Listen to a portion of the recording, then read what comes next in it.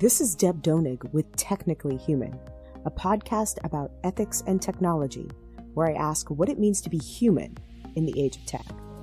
Each week, I interview industry leaders, thinkers, writers, and technologists, and I ask them about how they understand the relationship between humans and the technologies we create.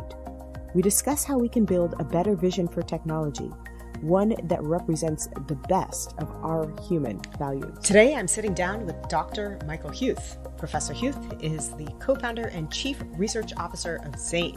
He teaches at Imperial College London, where he is on the faculty of the Department of Engineering, and he serves as the head of the Department of Computing. His research focuses on cybersecurity, cryptography, mathematical modeling, as well as security and privacy in machine learning with an expertise in trust and policy. He served as the technical lead of the Harnessing Economic Value theme at the PETRAS IoT Cybersecurity Research Hub in the UK. He holds associations with the Center for Cryptocurrency Research and Engineering, the Center for Smart Connected Futures, the Engineering Secure Software Systems Association, the Immuno-Pathology Network, and the Quantitative Analysis and Decision Science section. In 2017, he founded Xayn along with his co-founders Leif-Nissen, Lundbæk, and Felix Hahmann as a privacy-first search engine that enables users to gain back control over algorithms and data-invasive practices. Hi, Michael. Hi, Deb. So, Michael, today I want to talk to you primarily about Xayn, the landmark news search and news reader platform you developed based on principles of privacy and user data protection. But before I do, I thought I'd ask you how you got to Xayn as an academic with an incredibly impressive background in the academy. I'm going to give just the shortest of bios for you on the record because your bio and your work is so prolific.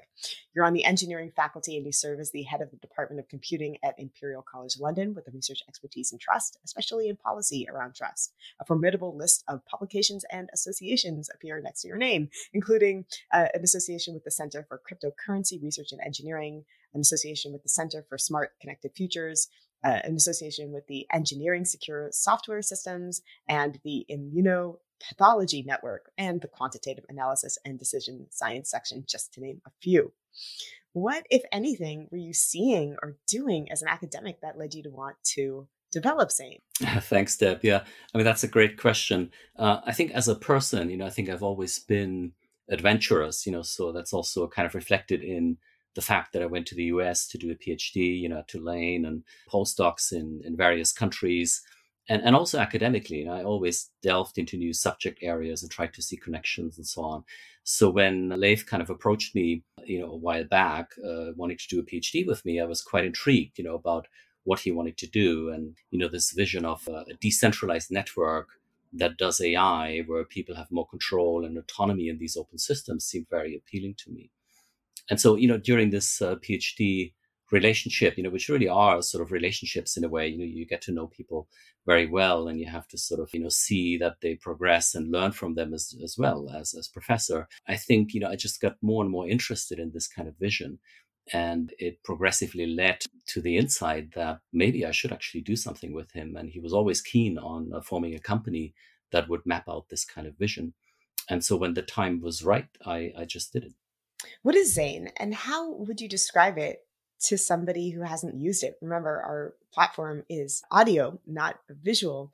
So I'm wondering if you could just give us a brief description of the platform and also kind of give us a visual for what it looks like if you use it. Yeah, certainly. Xayn as an app is really something where users can generate a news stream that comes along as a stream of cards, so they can kind of look at the next story that they see a headline, they might see an image in the background, and then either they're interested in it, so they open it up, or they're not. They can also like and dislike, sort of like Tinder style. And so to us, the visual appeal is very important, which is, of course, quite hard to portray in the podcast. But also, it's a personalized product.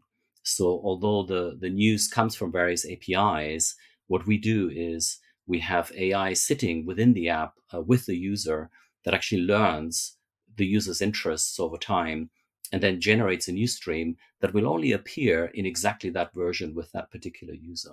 What problem were you trying to solve when you started out? Because I mean, there are similar products out there. I'm sure that our listeners use some form of a news feed. I'm sure that they're familiar with the kinds of searches that Xayn provides. So, was there a problem that you were seeing that led you to want to do something different? Yeah, I mean that's a very valid question. In the business domain, how do we differentiate ourselves here? I think early on, I mean, we came a bit also from the search engine paradigm in general, which is actually very related here. So, trying to re-rank news items that come in from various APIs of providers is technically a very similar problem to actually re-ranking web pages, when people enter certain kind of key streams. But for us, it was very important to develop something where the privacy of the users is actually built in from the ground up. And that's not true for most other providers, where they basically know very well which articles people read for how long and so on. And then they can take that kind of knowledge to build models of user behavior and correlate that with other things. I mean, some companies then also have access to their browser history, their shopping history, location history, and so on and so forth. So, this gives them a very dense map of what a user thinks and what sort of things they do. And really, in a sense, it makes them then create models where they can predict what people do, but also nudge what people do. Yeah, and that's actually something that we don't do at all. So in our app, we construct these AI models. They're integrated in the app, but we actually have no idea what a user does within this app. We have no means of knowing which news stories they read, or even when the AI learns on their devices, we have no knowledge of how that learning process actually works. We just provide the framework for this to work on the user's devices. So in a sense, it really goes back to this original vision of the company to build decentralized kind of networks, where people are much more in control over what they do in these open systems. And I think that probably listeners are already intuitively understanding why that would be important. But why is it important for users to have control over what they do? Why is it important to not collect data, to not track what users are doing on the platform? What is there an ethical issue or a moral issue at stake here? Well, I mean, to me, it's probably a moral issue. And I think, was it a Harvard scholar, so Shohana Zuboff, and she wrote this book, The Age of Surveillance Capitalism, The Fight for a Human Future and the New Frontier of Power. It's maybe politically sort of not quite neutral, but even if we take that away, I think it paints a picture of how technology has now changed as a platform technology, so that those companies have exceedingly more and more power. So it's not just about gathering data that are local experiences, what you might read in that particular morning. It's really just the totality of all the data that you actually generate in your daily interactions with digital artifacts, or just walking through other spaces where devices are kind of recording what you do. And the more these data are actually pooled together, the more these companies or government entities or whoever actually find out about you. And so they often might know more about you than some of your most intimate friends. And so that, I think, is a moral issue. Yeah, we've had a lot of episodes on the show that talk about issues undergirding privacy and the ways that these models that garner data, collect data, assess that data, and then are able to nudge our behavior in certain directions can turn invasive and can turn parasitic, and then go horribly wrong in certain instances where, for example, they nudge behavior toward extremism. We just finished in the United States the January 6th hearing. So this is very much on my mind, the ways in which certain newsfeeders or certain social media platforms, certain searches can develop certain extremist tendencies that can become catastrophic. So I'm quite aware of the importance of privacy on an ethical level. What I'm interested in from your perspective is what it's like to start a company, presumably a company that's ultimately intended to generate profit on the basis of these ethical principles. And Xayn to me is particularly interesting as a company because it's grounded in these kinds of ethical principles, because the ethical principle of privacy was something that you have as a mobilizing force in the creation of the product itself, not just something that you wanted to protect as you were developing a product, but something that was built into the idea of the product and the reason for creating that product itself. In my research and analysis of how products and companies can cultivate ethical contexts and outcomes, I'm increasingly convinced that ethics can't be something that's tacked on at the end of a product's development or a company's development as a kind of afterthought or kind of like a prosthetic, but rather that ethics is something that has to be built in at the foundations, developed mindfully, intentionally, and with precision and explanation at the very onset of the development of everything. And Xayn takes that, I think, a step further in that it's not just, as I said, the thing that you wanted to protect or an ethical consideration in the development of a secondary product's ideation and development, but rather as a reason for creating a new product. So I'm really curious from you, did you have ethical conversations early on? What were those conversations like? Where did you draw your ethical principles from? And what were the issues or concepts that the development of this product was pivoted around?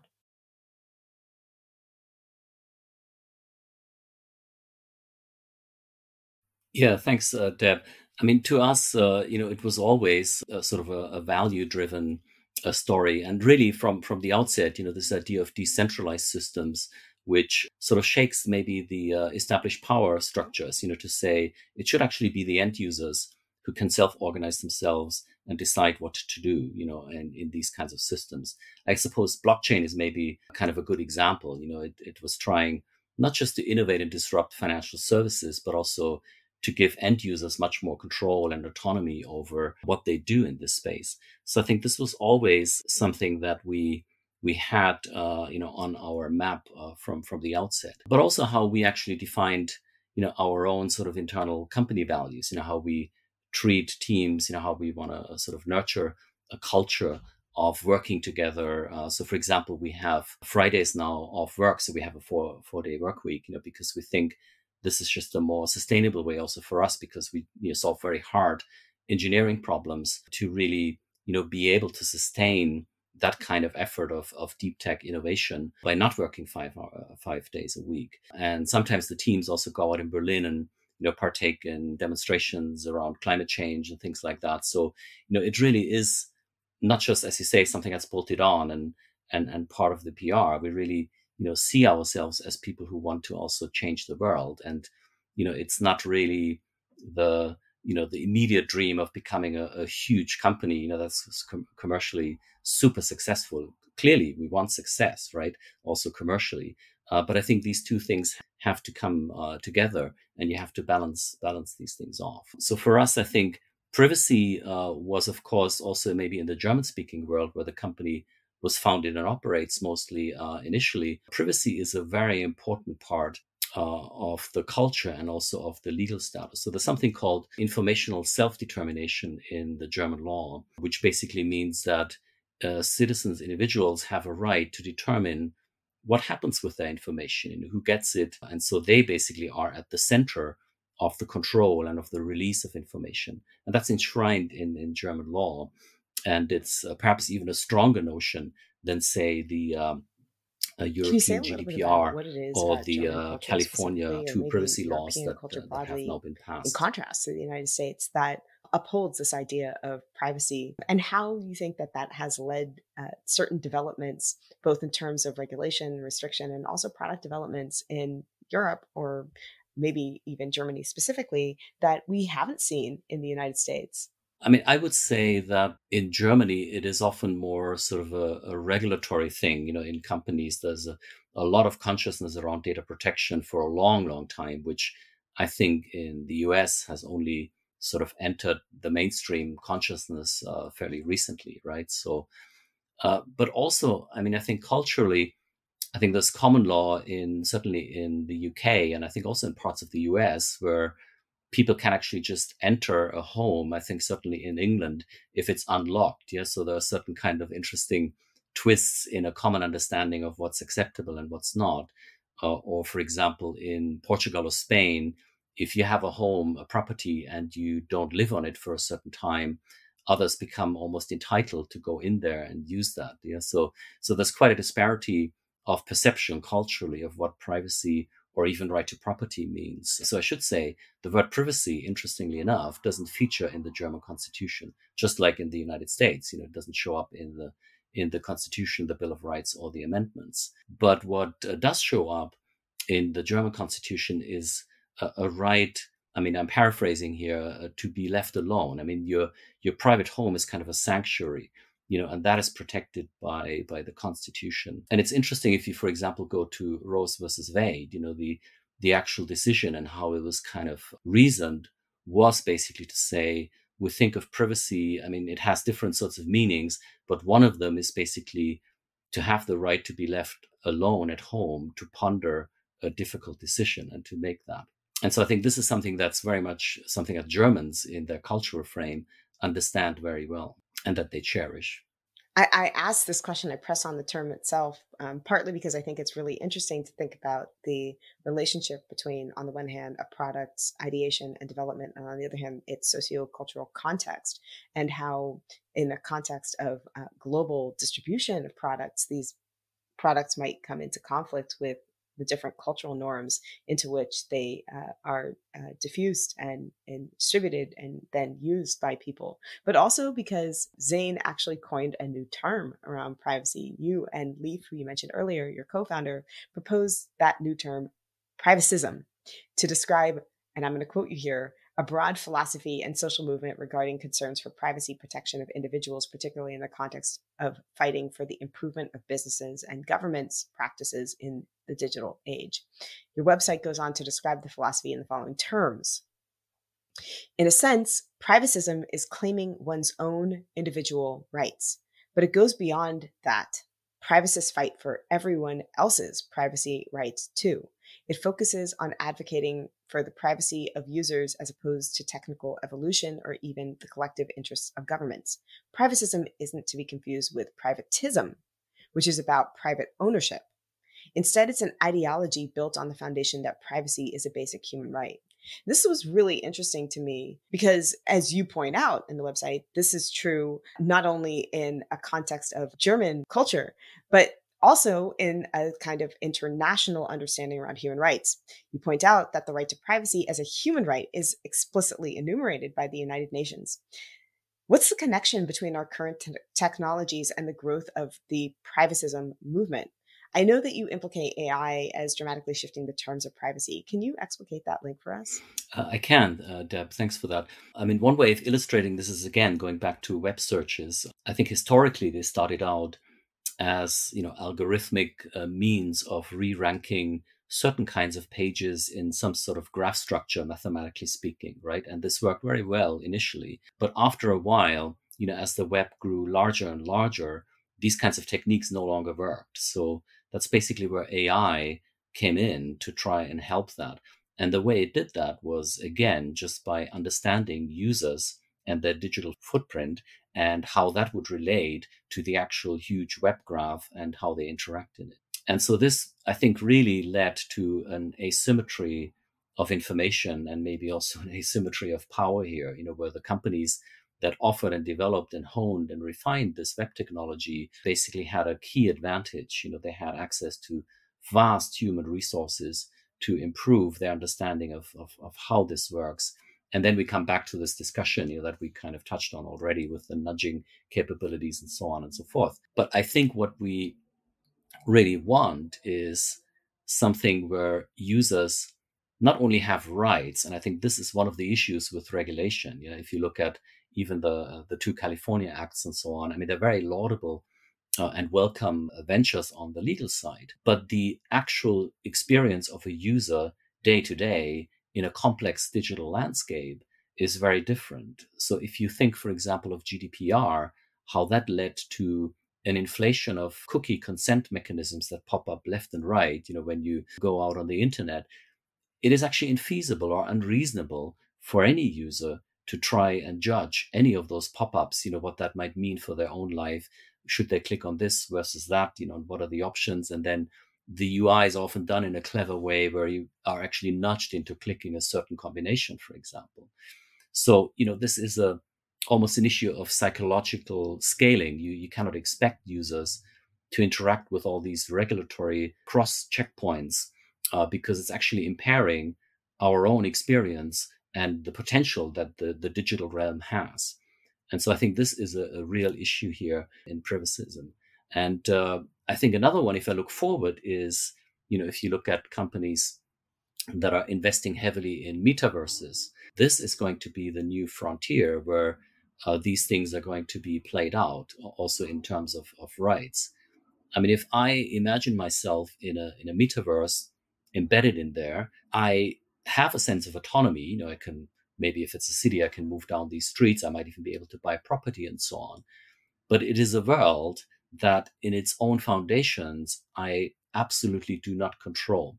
Yeah. So even if you think of a browser like Brave, which I'm using right now, to do the podcast, I can block ads in this. Yeah. But in the metaverse, I will not be able to do that.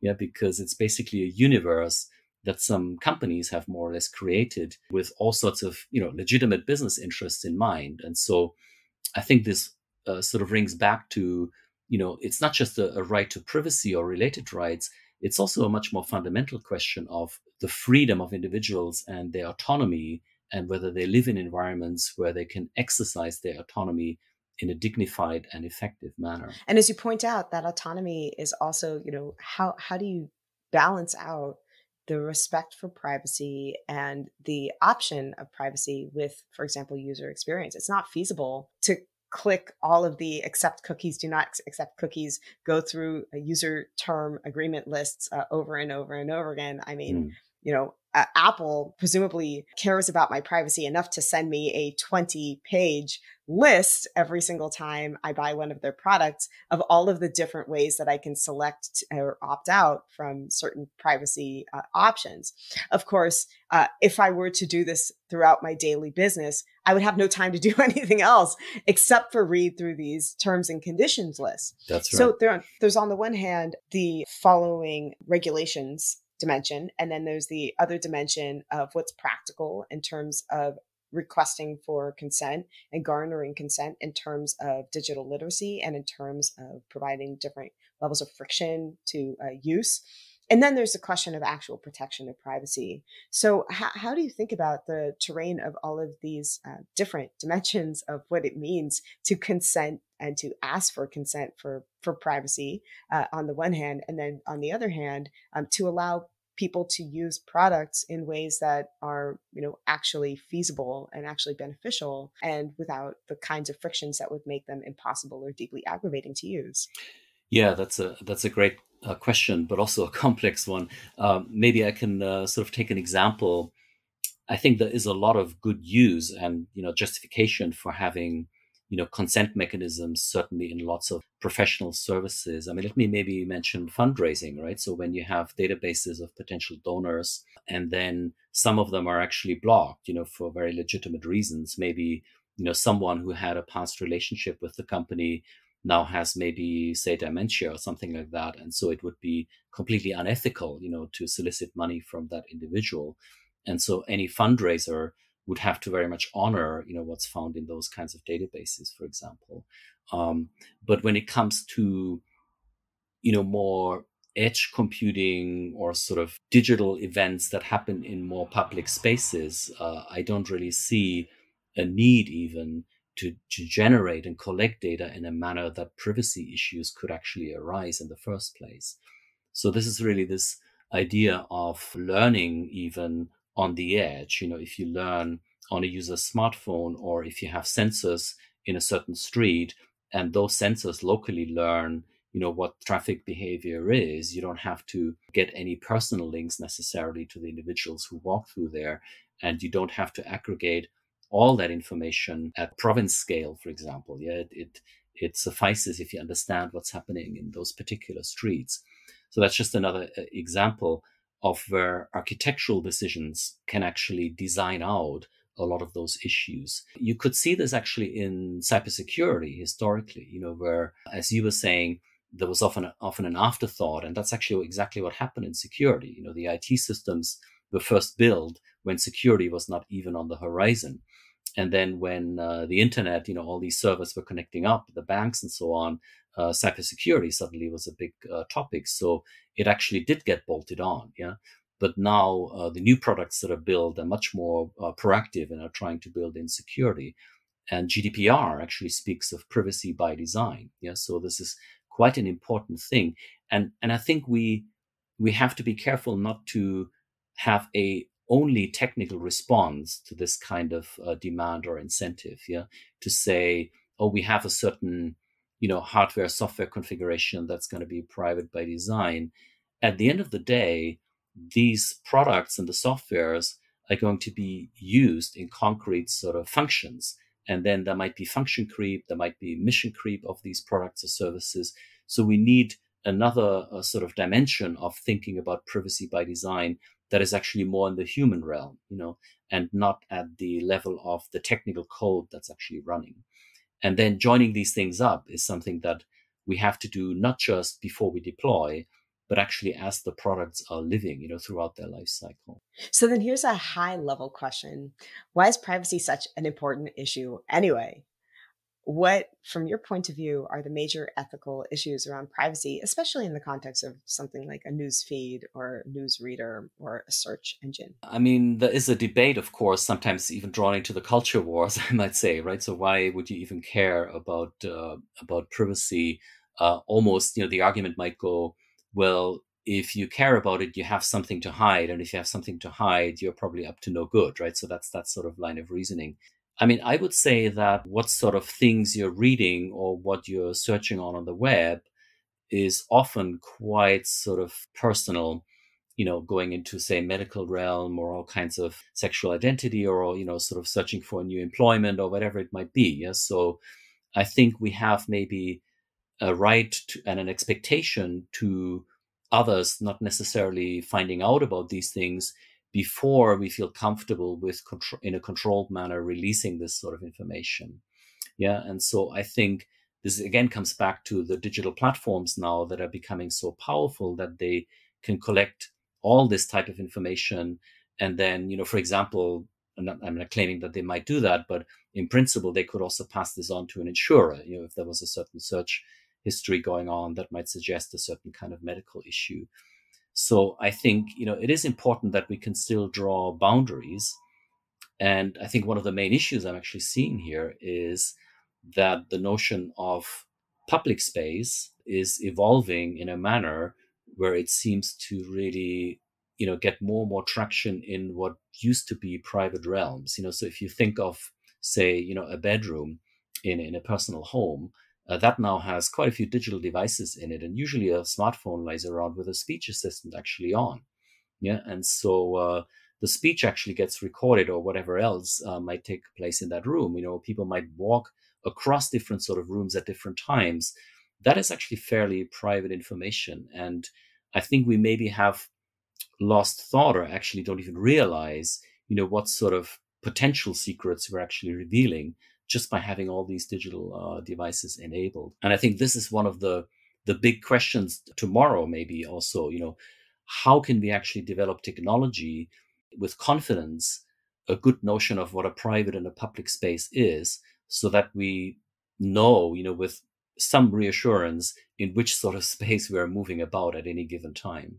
I think the culture around it, as you rightly put out, is really changing. I mean, yesterday in one of my classes on ethics and technology, I asked about whether or not the students in the class cared about whether or not people were tracking them, or whether companies were tracking them, or whether governments were tracking them.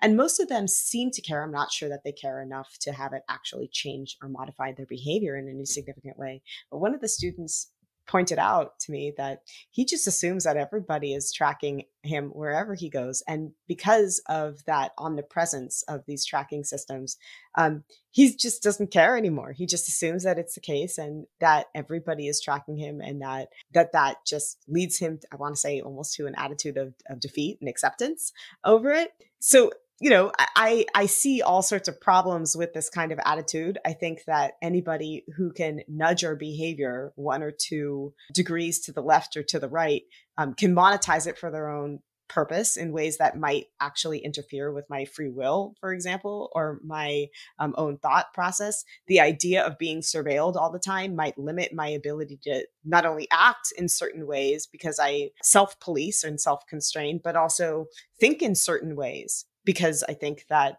the policing or the constant internalization of that kind of policing can change actual thought processes and might limit creativity, or might limit the ability to not even act of dissent, but even think out of dissent. But on the contrary side, there is a sense in which I can understand the student's perspective, in that, okay, so somebody wants to nudge my behavior 1 degree to the left or 1 degree to the right. I end up spending $5 on a piece of chocolate that I wouldn't have otherwise spent, or $20 on a pair of shorts that Instagram told me would look good on my particular body type. Okay, so what? So I want to ask you, so what? Yeah. I mean, I think these little sort of things, like if I buy a pack of crisps, or which sort of jogging shoes I'm buying, I'm kind of with you there. I don't think this is really maybe that big of a deal. But again, I think it has to do more with the totality of your digital interactions, and whether someone can actually collect a wide spectrum of those activities and can correlate them and understand them. And then when that happens, I think we're not just talking about little nudges. So in fact, you could play this up to a next level. You could say it isn't just about nudging and using AI to increase the likelihood that you behave in a certain way, but it's actually, using this detailed knowledge about you to essentially produce a fulfillment loop, that you almost become like a finite automata that they can, sort of configure in a way that it will actually behave in the manner that suits them. I mean, that's a bit of a sort of utopian description, but it is making that kind of point. Yes. So if you have that seamless way of gathering data, and there are now large companies that also have IoT networks that they offer for clients, at their homes and so on, and these are interconnected with the traditional digital realms. And so that gives essentially those companies a full circle kind of impression of what you actually do in your lives. And I mean, you can only imagine the sort of predictive power this gives to them. And this is just something that I wouldn't feel comfortable about. I mean, I don't mind being nudged into some good running shoes, and if maybe they're not the perfect ones that I have, but as long as I can run in them, I'm actually perfectly fine, right? But I think what I'm just describing there, this full circle thing, is of a different kind of dimension. Mm-hmm. And the ways that I think, and I get very terrified about these moving things, not in the level of consumerism, which of course I'm also worried about, but also on political levels. I recently heard the term algocracy, rule by algorithm, proposed to describe a phenomenon whereby algorithms learn about our political preferences and nudge them 1 degree or 1 degree further to the left or to the right. By left and right in this context, I mean in political terms. And because algorithms will be rewarded when it learns our behavior correctly, nudges more and more toward extremism, to the point where these algorithms are actually not only predicting, but cybernetically determining our political futures. And so this is what chills me to the bone. This is what keeps me up at night, this kind of algocracy. But of course, the algocracy is political. I also think that it's economic. I also think that it drives our desires, our wishes, our aims, our behaviors. Can you speak at all to how you see the major consequences of this kind of learning behavior that moves our behavior toward extremism? Are there things that you're particularly worried about? Yeah, I mean, that's a fantastic point to highlight.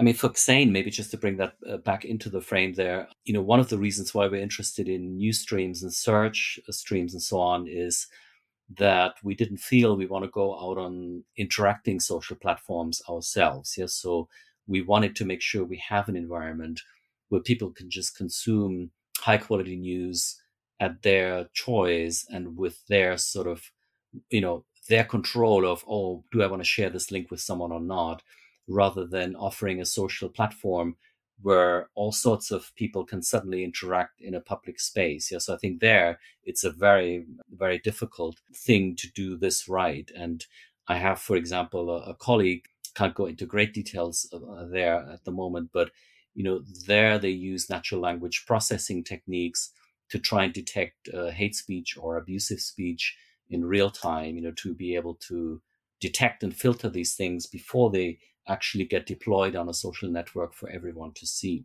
Yeah, so I think there is an opportunity where AI can, in a way, mitigate some of those concerns that this sort of technology brings about in the first place.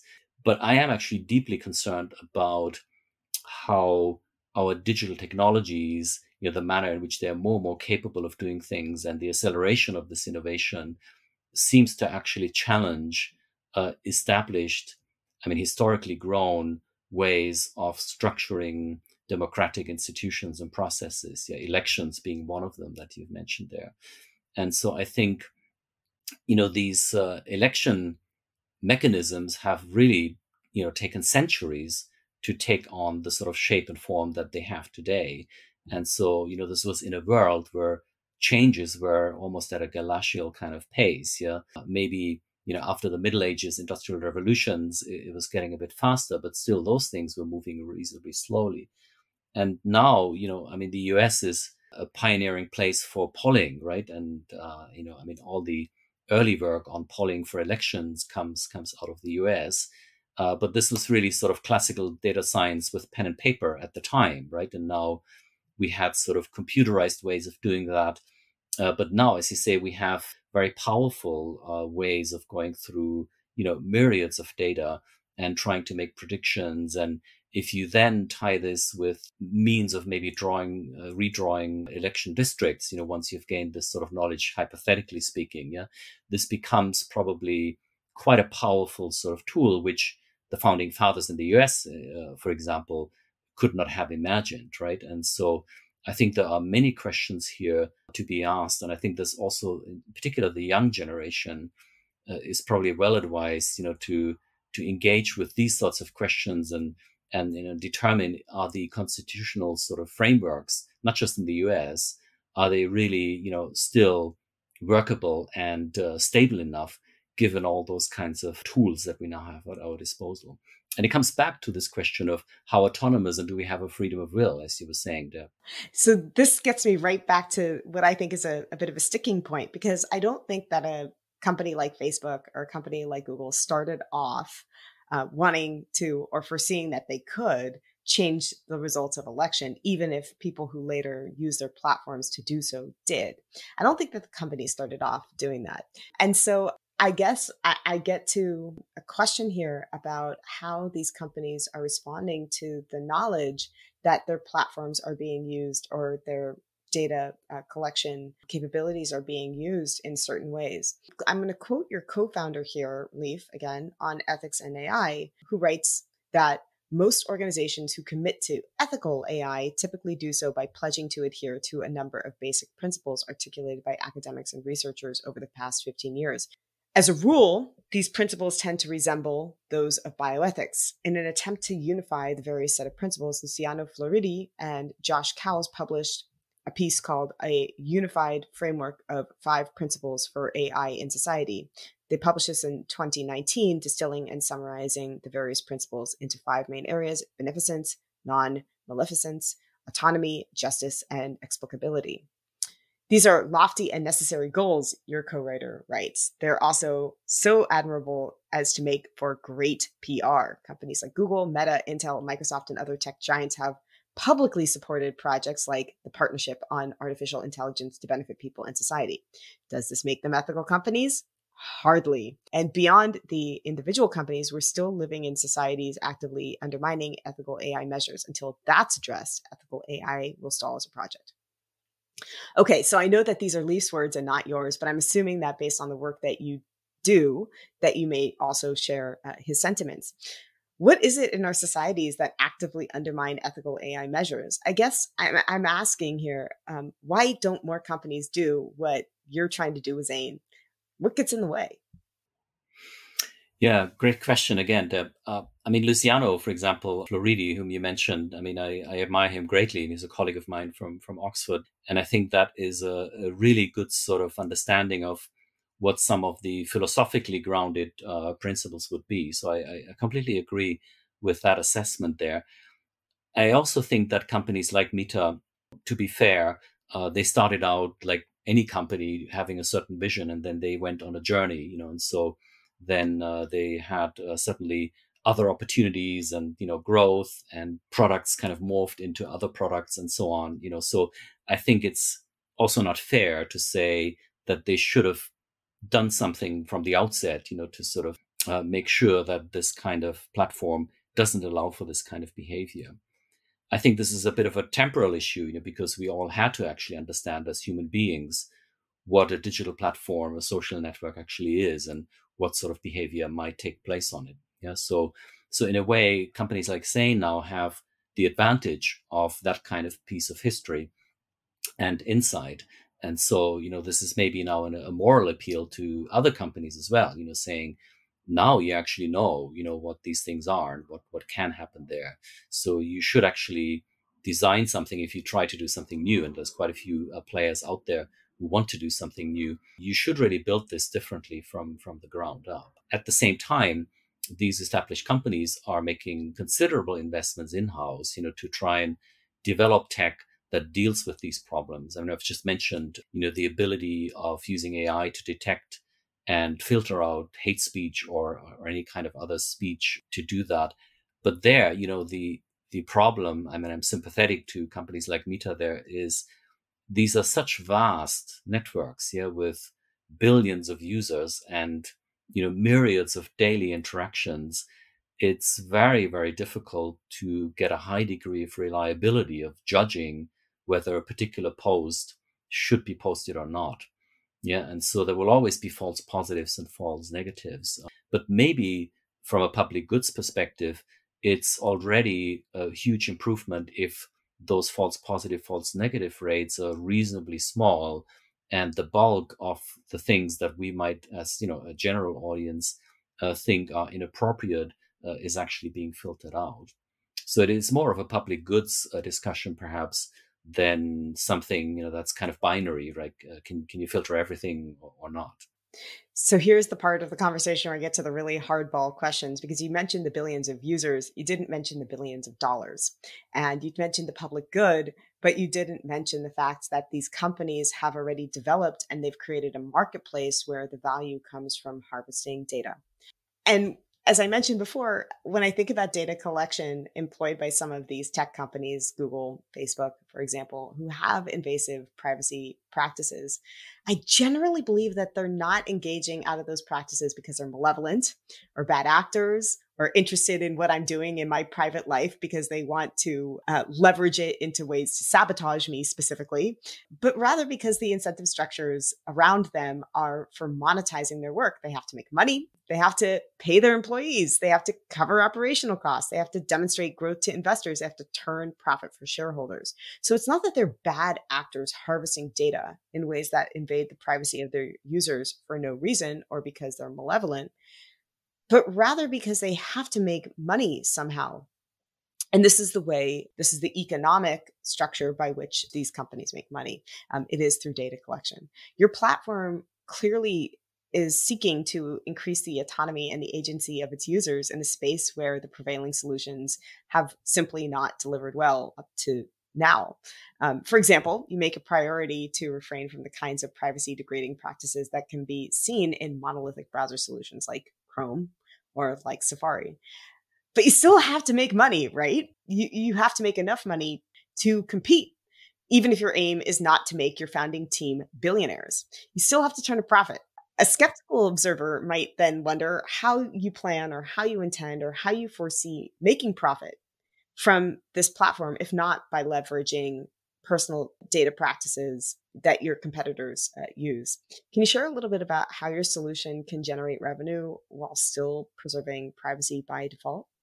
Yes, certainly, Deb. But before I do that, let me go back to the earlier part of your question, around the large companies, the established players, and the sort of dynamics of capitalism in a sense in which they find themselves.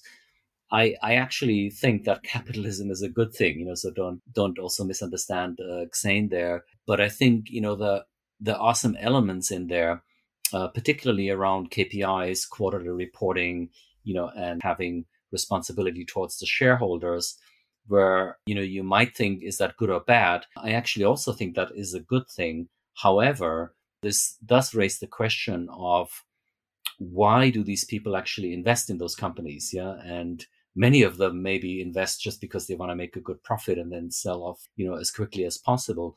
But there are also people who buy stocks because they believe in a company. And so I think there the KPIs actually become quite interesting. Why would you want to found a company, for example, to purify water, around the planet, to make that more cost effective, just as an example? So I think there capitalism has an awful lot to offer. But I think then the KPIs you would formulate would be sort of a bit different, yeah, and also maybe the expectations of shareholders might be a little bit different. It would actually be fascinating to get some data on some of the more recent companies in the environmental space and climate change space, what drives investors to actually buy and sell stock in these spaces. But maybe we'll leave that for another day. But just coming back to Xayn here, for us, I mean, it's true, we need to make money, but I think what we want to see here is that for the app itself, there should be a user base that grows organically.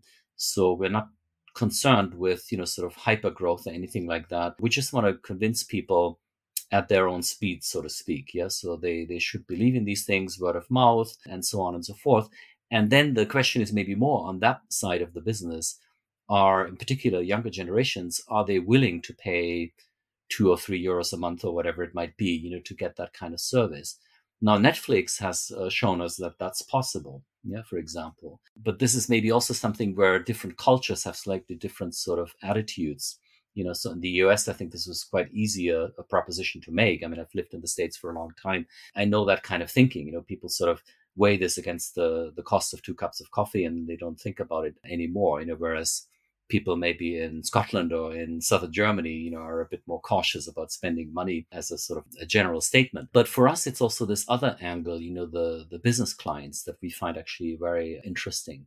I mean, if you think of just stepping sort of away from the app for a second, if you think of what we're offering here is essentially a service that can tap into APIs or existing platforms to retrieve and sort content in a manner, re-ranking it in a manner that is very personalizable for individuals, that completely protects the privacy, but also where the whole approach is completely transparent up to, publishing our software in open source repositories. And that, I would say, 10, 15 years ago was of no interest to most larger companies that have digital content. But I think what we're beginning to see is that there's a lot of companies out there now who say, actually, TikTok is maybe one of the dynamic drivers here. They see these kinds of new kids on the block, so to speak, and they're getting pretty nervous about, how do we actually bring our information to certainly a younger generation, who's used to these kinds of sort of platforms and mechanisms. And so I think what we have here is we have a core technology that's rooted in those values around privacy that can actually, in principle, be plugged into existing platforms of businesses to give them that kind of service, but also to basically give them the environmental, social governance of reassurance that if they use us, they're actually going to be all right there. And so that's something that we also now understand, and that's actually very interesting for us. So I think, we wouldn't mind having sort of 2 irons in the fire, so to speak. Yeah. So, I mean, I can't say too much about the actual sort of things that we do in this space, but it's quite fascinating looking at, I mean, maybe an example not related to Xayn is in, in the BBC. This is sort of a well-known publishing house, broadcasting house, and they have something, I think it's called an iPlayer. So where they have sort of stuff that they were broadcasting, and other people can download this or watch it at a later time and so on. And, this is an example of the sort of platform where the kinds of things that Xayn is offering might be of interest. This could become a virtual circle, where you're developing something that's in a way for end users, giving them freedom of the press, if you like. Yeah, so they get a fairly diverse source, not just maybe the 1 or 2 national newspapers, and it gives them a lot of control and privacy. But then having similar sort of advantages in more sort of commercially controlled environments, but where those sorts of features, if I want to call them in terms of rights and benefits, would be realized through our core technology. I wonder what it would take for the culture around free access, you might say, to change substantially as well, or the idea that information should be free, that it should be liberated. I'm an academic, so when I talk to students about the idea that information should be free, I sometimes get really interested in the idea that they just expect that it should be free and that we should expect to have our data harnessed in and used in exchange for free access. What I try to tell them, and the historian in me who's interested in the history of ideas, is that the internet didn't emerge in a vacuum. It emerged at a particular time with a particular ideology that I label roughly libertarian, which has the idea that information should be free and that actually the information that they access is not entirely free. While we don't pay to access Facebook, we don't pay to use Google, we certainly pay a toll on the turnpike to get on the internet. So none of us question or challenge the fact that we're all paying Spectrum Wi-Fi or AT&T $80 a month to get on the internet in the first place. It's just that the turnpike toll booth is on the access to the internet rather than the access to the information. And I'm fascinated by this model and the fact that we kind of have neutralized the ideology behind that model. And the expectation already is that we should pay to get on the internet, not pay to get the information. And I wonder about different models and different ways of thinking about that might challenge that basic ideology. I'm fascinated by the fact that we seem to assume that this is the best model. Of course, Netflix, as you mentioned, the New York Times have all provided different subscription models. Would we, for example, be willing to pay $5 a year, $5 a month even, to access Facebook? And would we be willing to accept that charge in exchange for having a platform that doesn't use our data? Have you tested out or thought about or gamified or put a business model together that accounts for any of these possibilities? And if so, I'd be super curious to learn what you found. Yeah, I mean, that's quite a sort of an interesting thought experiment, right? I mean, an A and B testing, I guess, for Facebook, yes. Unfortunately, that's very, very hard to do, right? I mean, I think the example with the New York Times is maybe worth first going into. I mean, I think there's a difference between just having access to a platform where you can engage in all sorts of ways versus drawing information that isn't just any information, but that's kind of, professionally curated, from a couple of sources, and some professional writer has kind of put this together and is sharing that with you. I mean, there are lots of professional news streams, financial ones in particular, that are actually very expensive and where you pay that premium because this information is very valuable and composed in a manner that is sort of highly professional and insightful. So I think there we have to differentiate a little bit. But I think, for something like Facebook or so, I can't quite see that, so that you might want to pay £5 just to be on a platform. It just seems unnatural, right?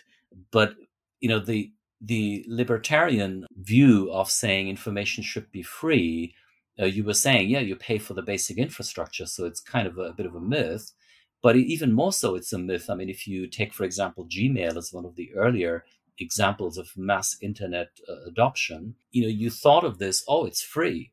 Yeah, but really, as Bruce Schneier, the US security expert, had said about Gmail, Gmail is not the product. You are the product, the actual user, because what the company is interested in is learning your behavior of sending mail to whom and what's the sort of content and so on and so forth. So that's the actual commercial value that the company has. And by offering it free, that's just priced into the actual value they get back from all these kinds of interactions. And this is something that I think we always have to remember. When something is offered for free, we have to ask ourselves, okay, why is this free? What's the incentive of that other party to actually make that available? And if it's a public service, where people pay taxes, that's one thing. Yeah. But if it's free because there might be some underbelly there that you would rather not want to know about, then that's a different matter. Yeah. And I think about, sometimes would I want free access to the internet subsidized by the government? I'm not sure I do. I'm not sure that I want the government deciding whether or not I can get on that turnpike, right, or giving the government the power to decide whether I can get on that turnpike or not. So that seems to be another possible option that comes with other potential consequences. Yeah, and that ties into education as well, right? I mean, if you think of a nation deciding that everyone has the right of broadband access, for example, that might have interesting consequences for example, the economic growth and the skills level of the population and so on, certainly in today's age. But I think this is getting into very tricky sort of public policy and political territory. And I don't have very strong views on this either. I wanted to go back to Xayn because I was paging through your privacy policy. And in that policy, you have a very specific discussion of third-party service providers and social media partners who are part of your underlying business process. So I understand that Xayn itself is deeply protective of privacy and has this kind of mandate and this ideal of privacy protection. But I'm wondering about how users of your platform can further protect themselves, not from Xayn, but from the misuse of their data by those kinds of third parties, while also enjoying the benefits that your platform delivers in terms of data privacy. Yeah, very valid question, Deb. I'm not sure that the users would probably have a lot of means of protecting themselves further in addition to what we actually offer there, mostly for the reason that, someone who wouldn't be able to dissect our app, as a programmer and sort of amend various sort of bits at the network level, they couldn't really influence things much there. But that's actually why we have taken such great care in thinking about the traffic from our users to our servers, and then from our servers to these third parties, and then the traffic back. Yeah. So basically anything that would be of a personal nature when it comes to our servers, we still receive that, but we don't store that in the first place. We just discard that. And then what the third parties see is just some abstract package with a certain kind of request of an API where they have no means of relating this to a specific user. So you can kind of say that we act on those aspects, at least, as a trusted broker. Yeah. So, I mean, we have privacy built in anyway, but there are maybe some residual points in the technology where someone might feel they could have touch points to personal information. But this is where we carefully design in basically package structures and encryption to make sure that the third parties couldn't sort of inspect that and learn an awful lot. I mean, so that said, yeah, but I want to sort of make a more general point, which also goes beyond Xayn as such. I mean, if you want to do privacy preserving products, you have a bit of a dilemma there. Namely, since we do all these wonderful technically shielding things for privacy, we actually don't know what our users are doing. Yeah. So, okay. So maybe you couldn't make any money off it, which we don't want to do anyway, as we've discussed today. Yeah. But we would be interested in some of that simply to improve our product. Yeah. I mean, if I think of a product owner, a product developer, they would like to have certain kinds of analytics, so that they maybe understand which features are popular. Are there any issues with particular sort of flows through the app and so on? And so there are now also some frameworks that can actually render these kinds of things. So there's some new privacy technology like privacy preserving analytics and so on that can do this. But this is an inherent tension in, wanting to protect your users as much as you can, but then you have to sort of pay a certain price as a product owner and product developer because you're not having the sort of information you would like to have to improve your product, even when you care about privacy and want to protect it at the same time. When somebody looks through one of these privacy policies, or when we think about protections in terms of privacy, what kind of privacy protection should we be mandating or advocating for? And what about laws and regulations? Sometimes I talk to students about consumer protections in technological innovation, and we always swerve between and debate between folks who want to insist that the primary responsibility belongs to individuals to develop literacy, awareness, and self-protection, and those folks who want regulation and those folks who want companies to take on ethical processes on their own as part of their business operations don't necessarily want regulations interfering with that and think that ethics and ethical guidance should be the purview of the company. Where do you stand on the split between these three? Yeah, I mean, I think there are certain use contexts where regulation really has its place. Yeah, completing certain forms with companies or government agencies, where you have an expectation that this information only stays within a certain realm. So I think that's all fine. Certainly, lots of financial information is often regulated in this kind of way. But I think, again, if it comes to sort of more routine daily interactions, I think we have to be careful that we don't overregulate that sort of domain as well. Yeah. So, I mean, if I think of traditional digital services and products, regulation has a place there. And we just had the cookie discussion a little bit earlier, right? And maybe also some of the Baroque kind of things that come out of that, like too many pop-up windows coming up and so on. But, if we think of, for example, edge computing, EU has just issued some first guidance on regulation that it might want to do in that sort of space, around edge computing, edge devices, and so on. And I think that has a place, but it's quite difficult. For example, if you take all kinds of little sensors and fridges and whatnot, to then understand, okay, what is actually the privacy dimension of that particular device, maybe in a certain context, and how could we certify the security of this thing, because that's basically something we would have to do to make sure that someone couldn't tap that sort of data. Then you might not even know what the chip is or where it was produced that's in this kind of fridge. Yeah. So I think then we're looking at a quite a complex landscape, including supply chains and so on. And I think we might then, be faced with basically some kind of super sort of bureaucratic task, of trying to regulate, billions of devices literally and their interconnectedness.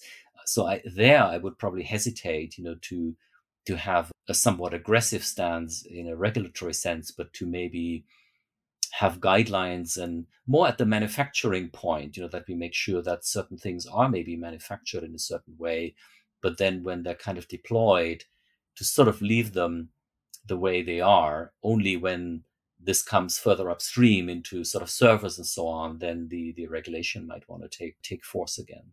I'm currently teaching a course at Berkeley in the School of Information's Data Science graduate program. So I'm interacting with these students who are deeply interested in questions of privacy and are already in the workforce as data scientists. And I'm curious what you would want these data science students to know and understand or be aware of or do as they pursue careers as data scientists, as workers who are ostensibly going to be making decisions about some of the fundamental issues of privacy and protection that we're discussing. Yeah, I mean, that is a question I have to ask myself also in the spring, because I'm actually going to teach a new component in a course on ethics in AI. Yeah, I mean, at the moment, my impression is that a lot of the teaching in this space, certainly on the technical courses, is done through technical means. For example, you might have one or two lectures with a bit of coding exercises around, here's some AI models, here is a metric for trading off accuracy of prediction with bias in the data sets. Yeah, so that certainly has an ethical dimension, and it might help if used properly to remove some bias in your data set so that the models are more fairer in a given use context. But it is ultimately a technical response, so you give people another technical method that they can apply if they choose to do so. I think it's important to complement that also in the teaching with the non-technical aspects of these models. So where will these models be used? In what sort of products or environments will they sit? For how long will they sit there? What will be their user base? Do we know what the users are? Will they evolve? So all this kind of evolutionary aspects and the uncertainties around that, I think people need to get a perspective of that landscape so that they can make better judgments about the technology choices that they're making. If only it might even mean this model is supposed to be used in functions of that following nature or in use contexts of that sort of nature. Yeah, so this is like in programming, we often have when we have functions that call each other, in a technical sense. These functions often have what are called preconditions and postconditions. So they're basically saying the input that comes in here needs to meet certain requirements, and then I guarantee you that the output has certain requirements. And so in a way, we have to take these AI models and then have similar sort of ways of thinking about them.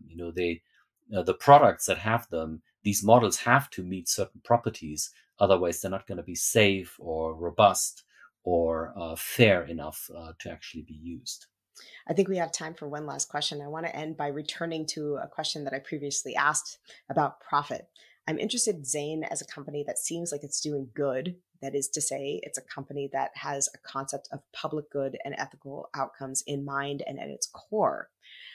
But it's also a company that seems like it can do well, which is to say it can make money, which is what companies are supposed to do, among other things. Can you do good and do well in the space that Xayn is in? Can you be a competitive player when companies like Google are pushing on and sometimes pushing over the ethical thresholds of things like privacy and autonomy? If so, how? What's the future of Xayn?